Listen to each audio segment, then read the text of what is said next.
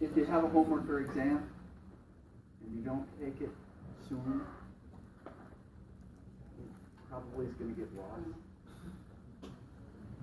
And it's also, tell the people who aren't here, who haven't taken them, if you know them, that the longer I hold on to these, the more likely it is I'm going to start flipping through them to see these people are not showing up to class. And then when they bomb an exam, you know how much sympathy I'm going to have for them? Not much.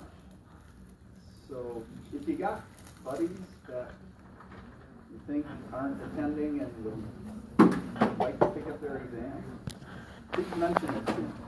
Any questions before we get started?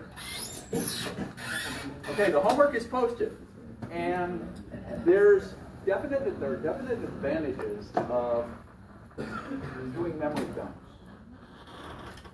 I was playing a game of pool the other night, met a student, one of the students in the other section. We started talking about what is all this junk? And so that's what stimulated this homework, was to give you a little more of a hands, or in this case, ears-on feel for what frequency response stuff is.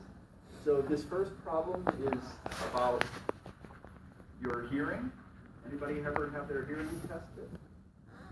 Well, if you have, this is about it. So the first problem is about this, and I've given you some MATLAB code so that you don't have to write most of the code. Basically, what you do have to do, and this takes time.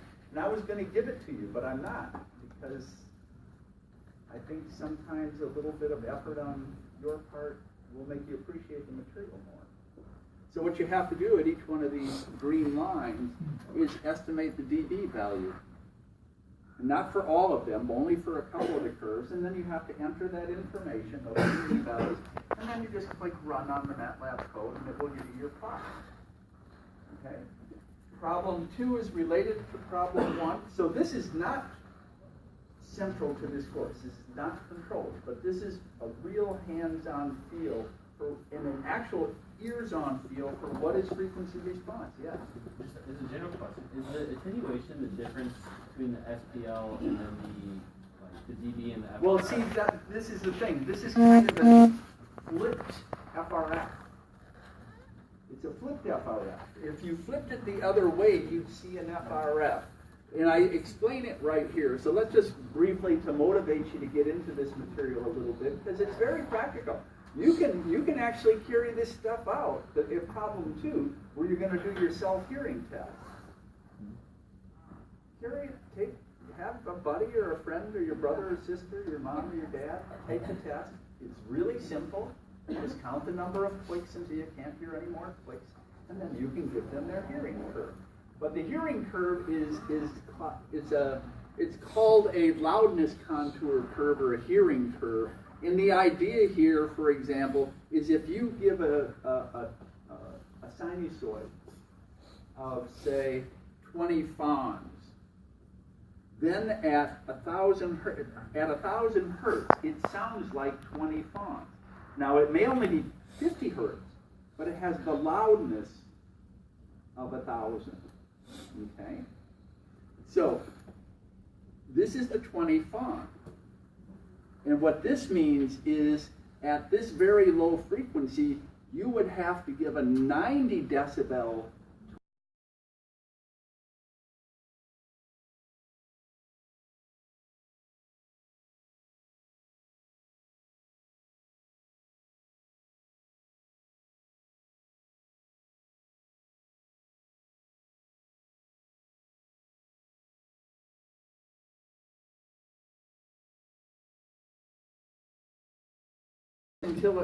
kilohertz, the level a person hears is 60 dB.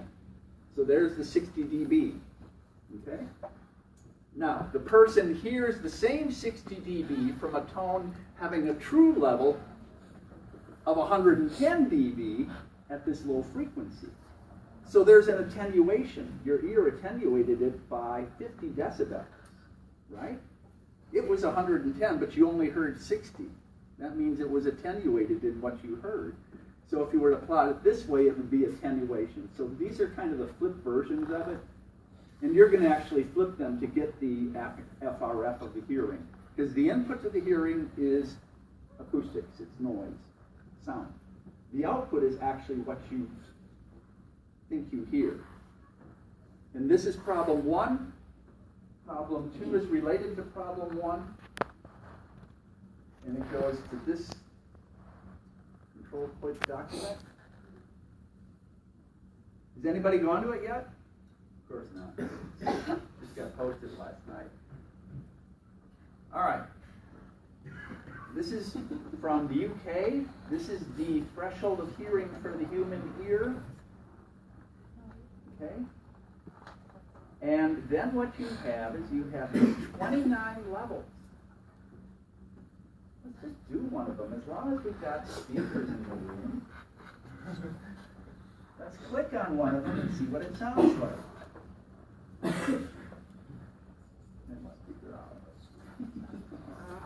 And by the way, when I did this, I got a set of really good headphones. I used to DJ. And if you use cheap headphones, that's funny. I got more CDs in my house. Never mind.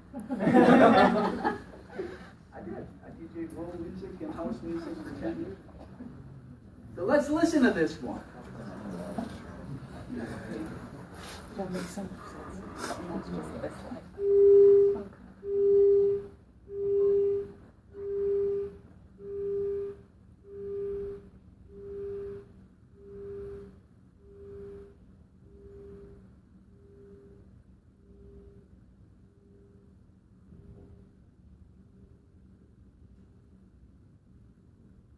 Can you still hear it? That's when you stop your count. Okay. With headphones, I heard all. It goes up to 25 counts. All right, 25 counts means you got perfect hearing at that frequency. And with the headphones, these lower ones were all 25 counts for me. Upper, shit. My upper hearing, my high frequency hearing was destroyed. But the low frequency stuff isn't that bad. So that's what you do. But in the lower ones, there's a little caveat here that in these lower ones, there's a formula, and I've programmed the formula. So all you have to do is there's these highlighted lines of code, and for each one of these, you enter the number of counts in the code. Then you hit the run, and the program will give you all the information you need to complete the problem. But in the lower end, and this guy doesn't talk about it, he says there's only 12 levels. There were only 12 levels at the 200. Let's listen to the 200. As they say, how low can you go?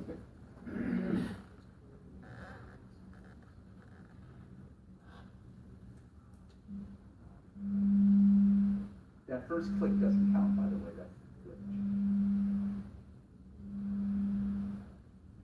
So these are longer pulses, so they only put 12 of them in the test. So what you really need to do with that little algorithm that's used is multiply those by 2.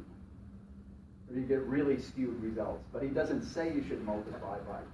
So in the first 4, when you enter them, for the first 4 bands, you do need to multiply them by 2. So I would simply say, all right, if it was 17, I would actually put 17, or not 17, you only go up to 12.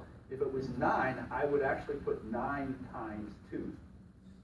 So it highlights the fact to you, yourselves, that, oh, in these first bands, because there are only 12 beats, I need to multiply them. Okay? So this is going to give you your hearing. All right?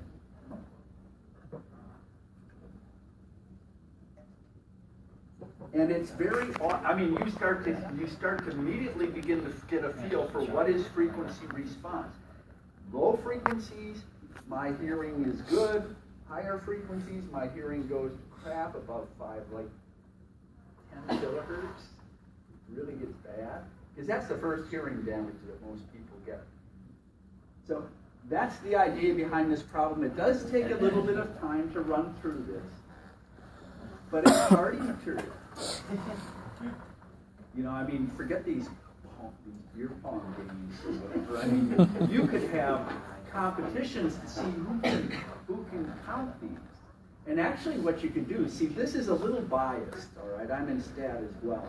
And this protocol is slightly biased because the tones are equally spaced in time. So you may not hear something, but your mind is going to trick you to think, oh, I heard it. So what you'd want to do in a more rigorous format is kind of randomize, so it would be beep, beep, beep, beep, so people can't expect it, okay? And if you wanted to do this, you could, I mean, in the website, he actually gives the MATLAB code for doing this. It would be a simple adjustment to the code to randomize the time between the beeps. Okay?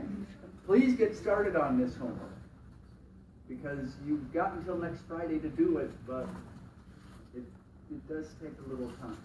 So that's what happens when you shoot pool with students in the class. All right. Any questions on this stuff?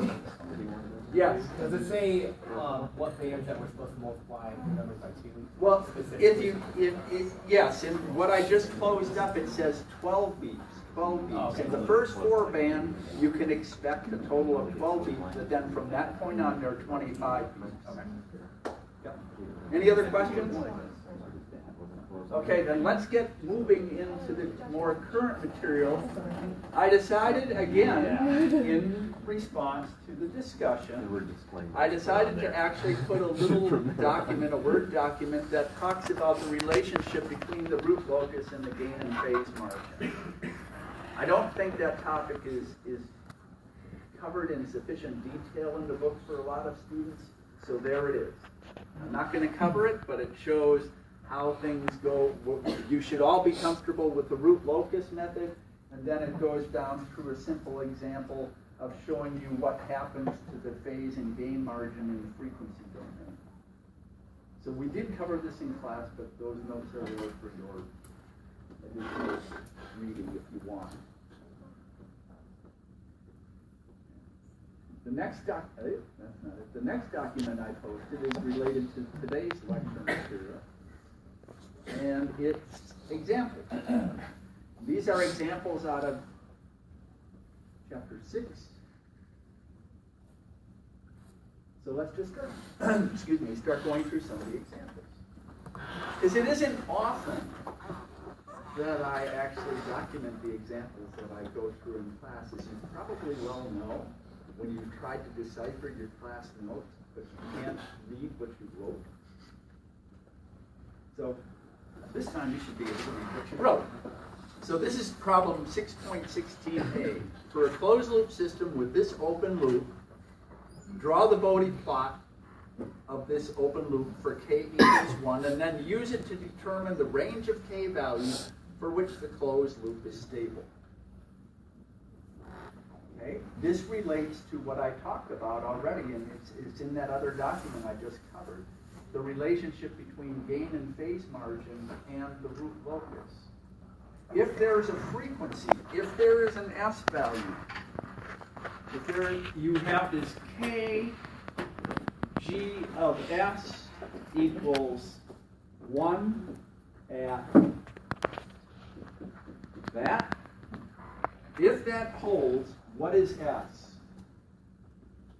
If this holds, then what? What do you know about S? It's a closed loop pole, because the closed loop transfer function is G over 1 plus G. So if 1 plus G is 0, that means G is minus 1.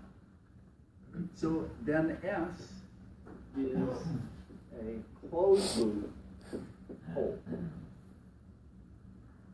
Now, in particular,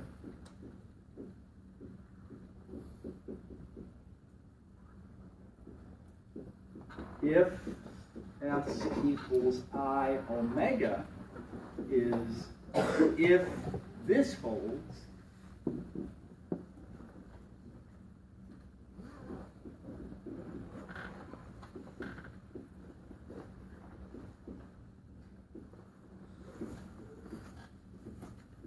That's just another way of writing 1 e to the I theta. The 20 log, in frequency response functions, we talk about decibels, which are 20 log of magnitude. This has magnitude 1, 20 log 1 is 0 dB. So this is exactly the same as this, except I wrote this in kind of a phasor form rather than e to the I. But if this holds, then what?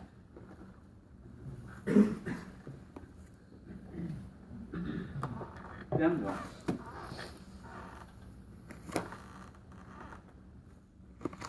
It says in particular.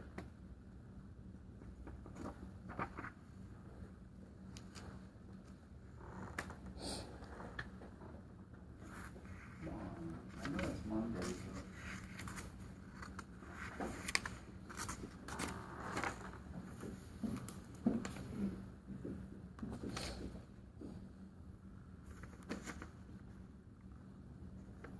If this holds for any S, then S is a closed loop pole.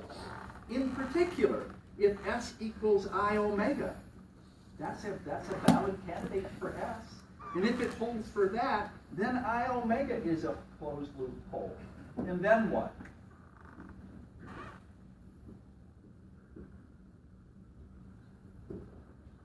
We're sort of out of luck. Although that ain't the meaning of that acronym of NOR. Okay? Because we're verging on instability, aren't we? Okay? So the idea behind the phase and gain margin is you take the open loop for a given value of k, and in this case you're going to plot it for k equals 1. You want to find the gain margin of the closed loop. Now, again, I've said this before. We're using the open loop Bode plot to find closed loop information. Just like in our locus, we use the open loop transfer function to get the closed loop root locus, right? Never put the closed loop transfer function in to get the closed loop root locus. It makes no sense. So it's the same thing here. We have an open loop Bode plot. Go to where the phase is minus 180, right? Or any odd multiple of 180, and ask yourself, how close is the open loop gain to 0 dB? That's called the closed loop phase margin.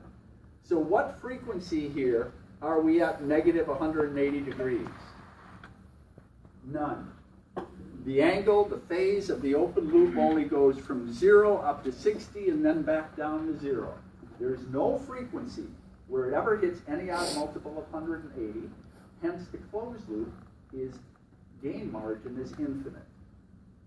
So because there is no frequency, and this is for any k, isn't it? It doesn't. What happens when I take k and multiply it by 100? What happens to these plots? The gain goes, what's 20 log of 100? Remember, when you multiply a gain, m, by 100, and you take the log of it, what do you get? You get the log of 100 plus the log of m, right?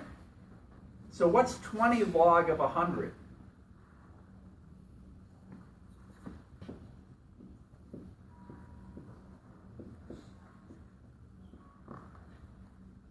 What is that? See if you're comfortable with logging. It's 40 dB. Log, remember, log of a to the b is b log a. So the magnitude, if I were to put a k value instead of 1 here of 100, this thing would be added, you would add 40 dB to this. What would happen to this? Nothing. The phase doesn't change, you just multiply the magnitude. So the phase isn't changing. So this closed loop system with that open loop has an infinite gain margin. And again, this is all in the notes, so you don't have to take notes. You can just sit and process this and give me feedback as to whether I should clarify things more or not. Okay, so the phase, the gain margin is infinite. So from here we know GM, for example 1, gain margin of the closed loop is infinite. You can raise that gain up as high as you want, and the closed loop will always be stable. Now let's go to the closed loop phase margin. To get the closed loop phase margin, you go to the frequency where the open loop magnitude is 0 dB. And you ask yourself, at 0 dB, which is out here, somewhere out here, asymptotically at 0 dB. In 0 dB, I mean, this is an asymptote. It goes to 0 dB. So at very high frequencies, you essentially got 0 dB. And then you ask yourself, at such a frequency, say out here, how close is the phase to minus 180? How close is the phase? This phase is going back to 0, isn't it? So it's 180 degrees above negative 180. It's way far away from negative 180. It's at 0. So the phase margin is 180 degrees.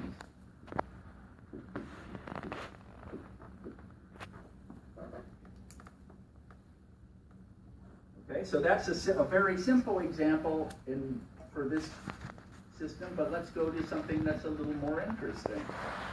Example 2, which is also from the book. For a closed loop system with this open loop, draw the Bode plot, and for k equals 1, and then use the plot to determine the range of k values for which the closed loop is stable.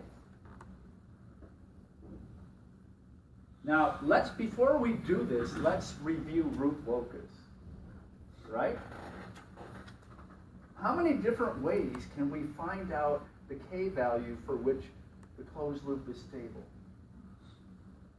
And for each way, you get a higher position when you go to the next plane. How many different ways can you find k?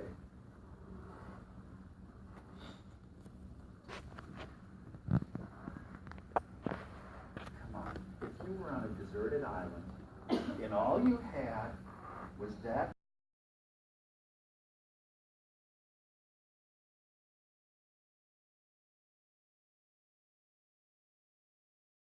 no computer, because if you're going to be on a beautiful deserted island, the last thing you want to do is screw it up by having a computer or a phone. All right. So how would you do this in the sand with a sticky thing? Bode plot? Oh, I'm sorry. You are the root locus. Yes, thank you. Sorry. Boy, that would send, you're missing the whole beauty of the island. Oh, you can do a straight line Bode approximation in the sand, but the root locus is easy, isn't it? So let's just sketch out a root locus. Open loop poles, 2 at -1 and 1 at -10. This is a stick in the sand, right? This is what you can do in the sand. You can impress all those beautiful people on the beach by drawing these circles and X's, and people come up and they'll say, "What are you doing?" I'm sketching out the stability of this beach.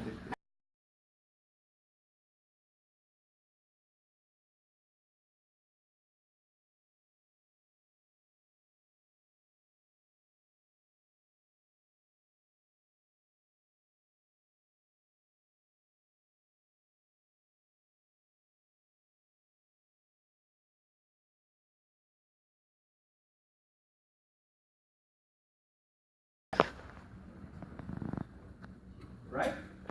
So what you could do then, if somebody were to come by with a drone, like Amazon, and drop off a little tablet with MATLAB on there, is you could take that little tablet and punch this in, and then use MATLAB's rlocus command and find the value of k. So there's k critical. Are you all comfortable with doing this? If you're not, tell me. I've got MATLAB up and running. We can just do the R locus immediately and find the K value. But you can do this also on your own, I think. I hope. So that's one method, the Routh array. If you're really not interested in being on that island, then you could actually compute the Routh array in the SAM, couldn't you? Now that would be. All right, but here's the third method. The third method is you are given the Bode plot of the open loop, and this is for k equals 1, and it says find the k value at which the closed loop will become unstable.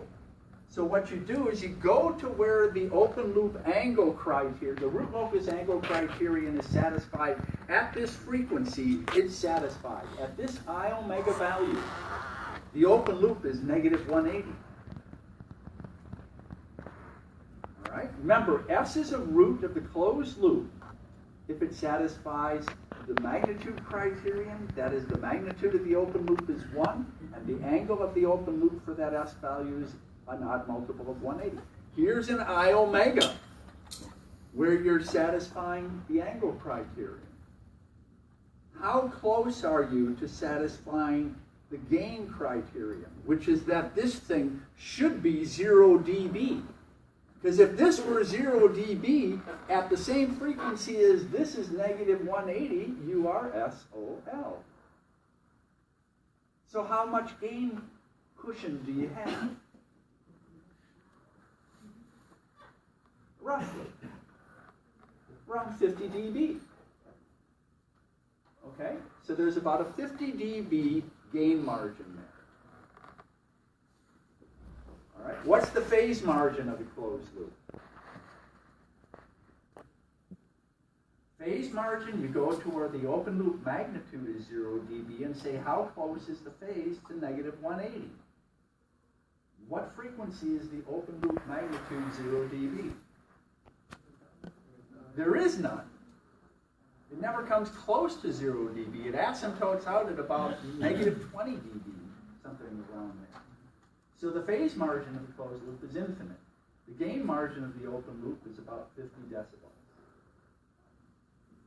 Okay?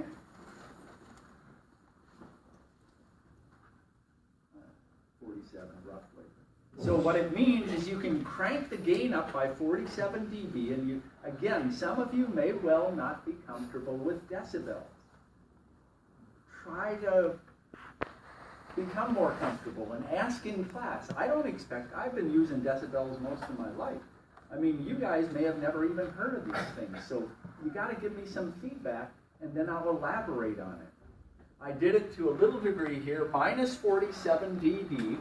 If I want to get the actual gain value, I set minus 47 dB is equal to 20 log of K.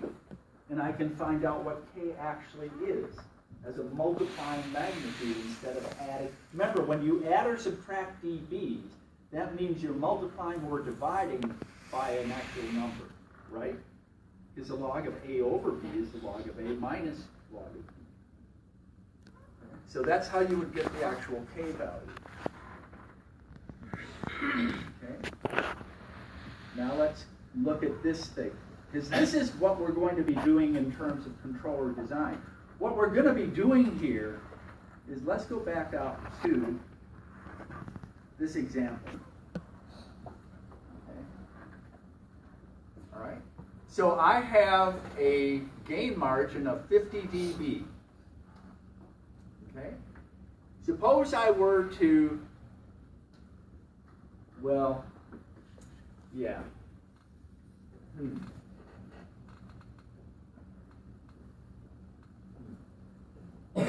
This is not the best example to demonstrate the next item. So I'm not going to use this example. Let's demonstrate the next item and then go to the examples after it, instead of trying to motivate it ahead of time. So these are the types of compensators. We dealt with them in the root locus, didn't we? Lead-lag compensators. Remember the idea with root locus is? The idea with root locus is you've got these three poles, open loop poles. You want a closed loop root there, right? And then you add up all the angles from those guys to this, and you say, oh, I need this much angle. Suppose I need 120 degrees of angle, okay, to satisfy the root locus. How can I get 120 degrees? I can use a zero, an open loop zero. Just put the zero so that it gives you 120 degrees, right? So you just drop a zero here to say, okay, there's 120 degrees. Or you could say, no, I know that's a PD controller, and I know Sherman in the book told me, both of them told me PD controllers are bad for high frequency noise. So I'm going to add a pole and a zero. I'm going to add the zero to give me 150 degrees, and then I'm going to add the pole to give me 30 degrees. And that'll still give me what I need.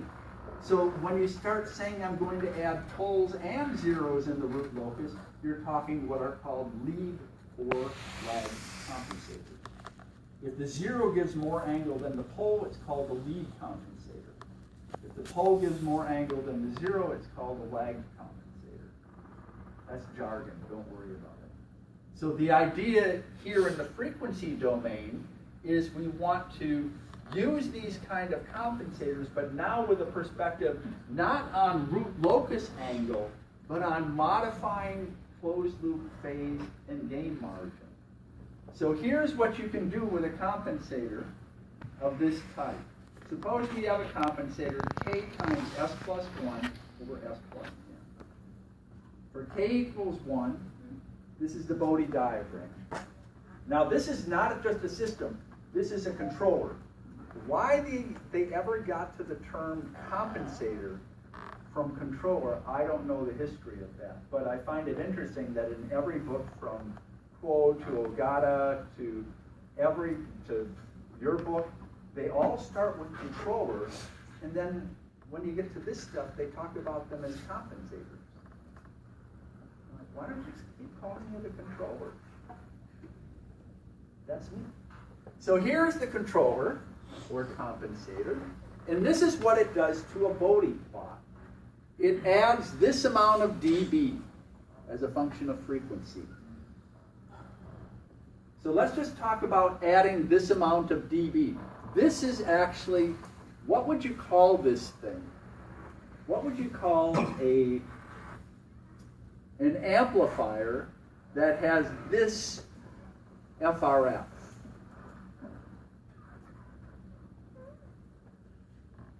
What is that thing doing to inputs at low frequencies? Remember, you're subtracting dB at low frequencies, which means you're multiplying by numbers less than 1. So at low frequencies, you're subtracting decibels or you're shrinking things down. What is minus 20 dB? Let's go to dBs again. Minus 20 is equal to 20 log M. What's M?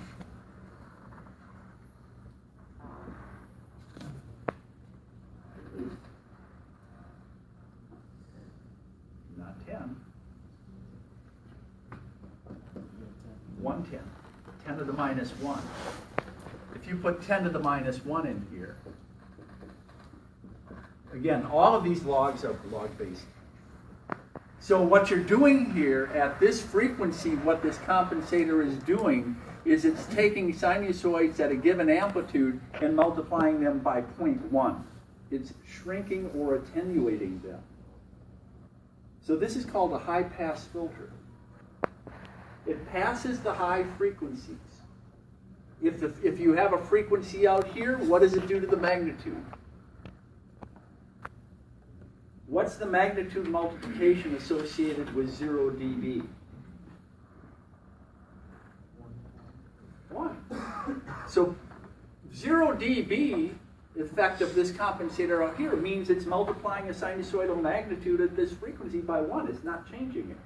How is it shifting the phase? Back to 0. It's not shifting the phase at all. So it's letting the sinusoid go through as though the thing weren't even there.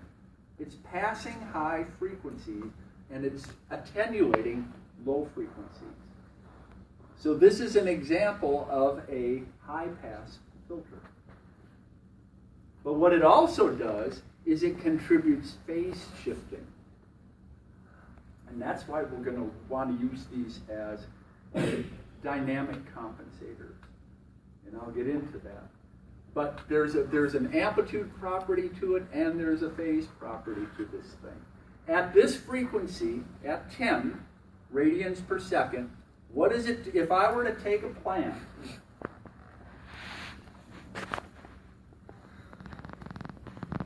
if I had a plant with FRF G of I omega, there's my plant, GP, and then I put a compensator in front of it, GC of I omega. What happens to this?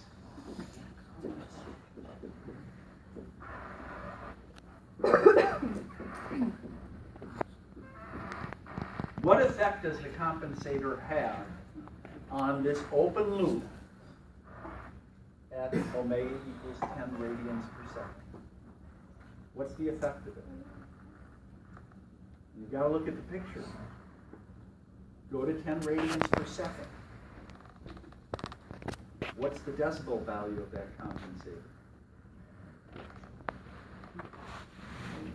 Roughly. Right here, it's about minus 3 dB, right? Something like that, 2.5. Let's just call it negative 3 dB. So there's negative 3 dB. So what is it multiplying? How much gain is it multiplying by? 10 to the minus 3 over 20, right? You set this equal to 20 log m. And you get m is 10 to the minus 3/20. So it's shrinking. It is attenuated. What is it doing to the phase at 10?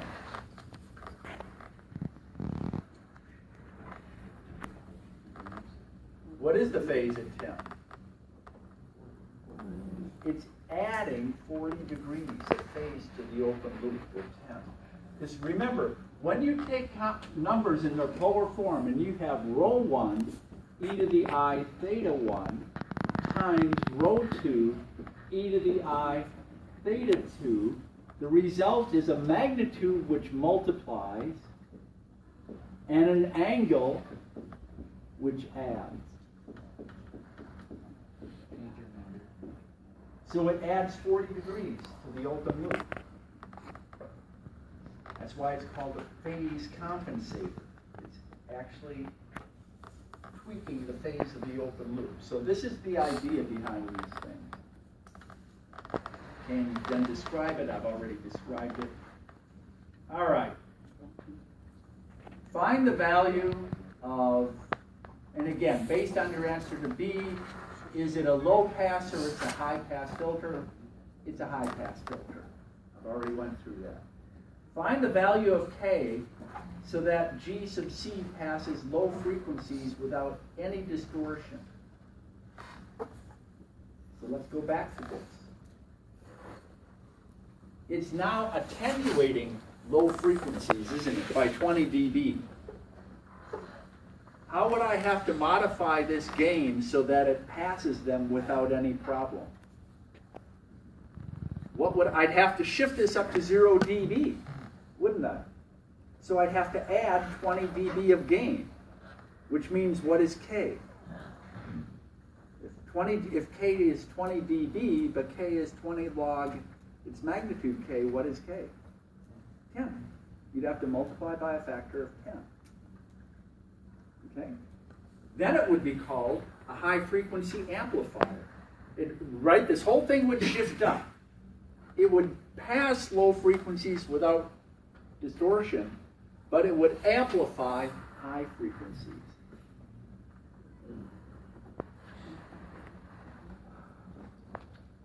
All right.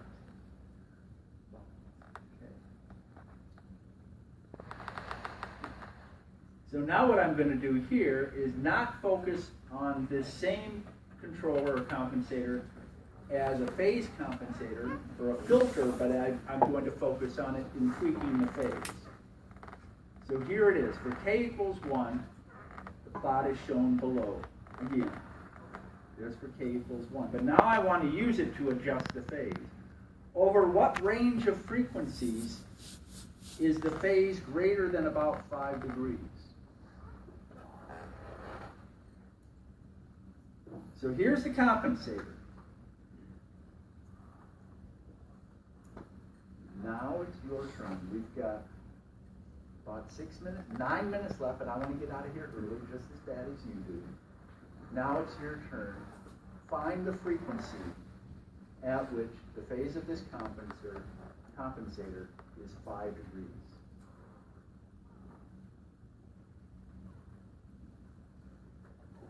Anybody?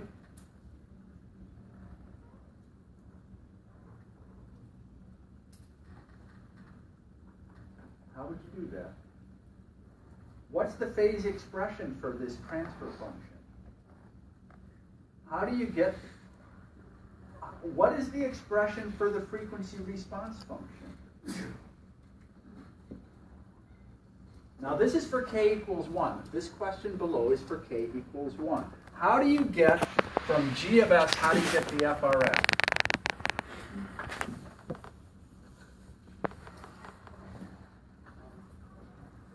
From g of s, all right, let me phrase it a little more delicately. From g of s, how do you get g of I omega?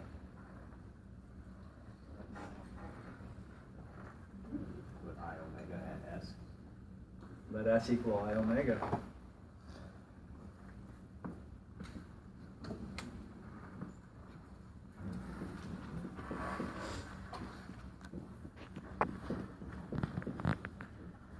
What's the angle of that guy? Draw the picture. What's the angle of this? Draw it. The real part is 1. The imaginary part is omega. What's this angle?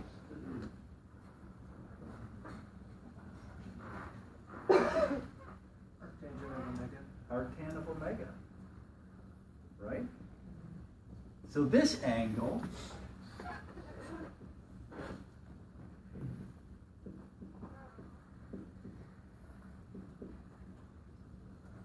and what about this one?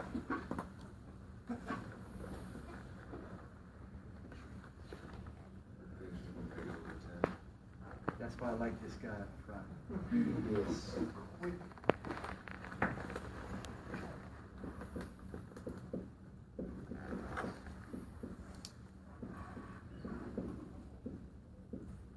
Now, how do you find the frequency at which the difference between the angles, because they differ, right? Because one is in the numerator, the other is the other. So I have this.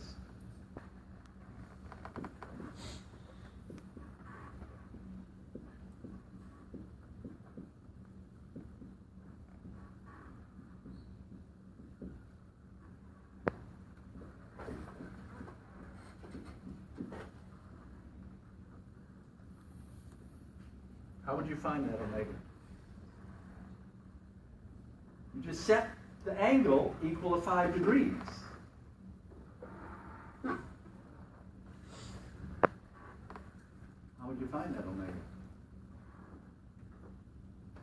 I'll bet you could find it on your smartphone.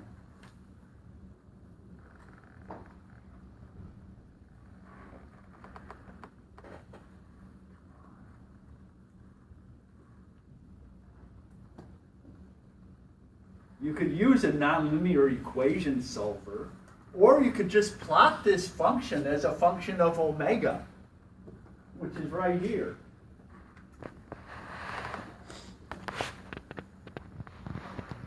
This is that function as a function of omega. Find the frequency at which it equals 5 degrees.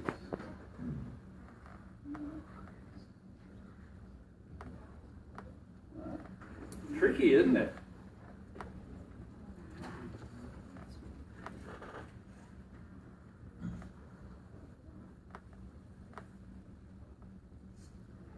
There's one. 10. There's another. That's how you find it. And those frequencies are close to the break frequencies. This is 1/10. The break frequency of this is 1. Right? The lowest break frequency is 1. The highest break frequency is 10. And so you can use the nonlinear equation solver, or you can actually look at the plot. So this thing is never back to 0. That expression only asymptotically goes to 0, doesn't it? But at high enough and low enough frequencies, we just ignore it and say it's roughly 0. So what we're going to do next time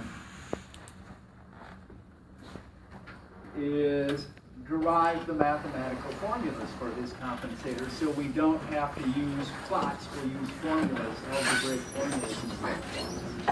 See you on Wednesday.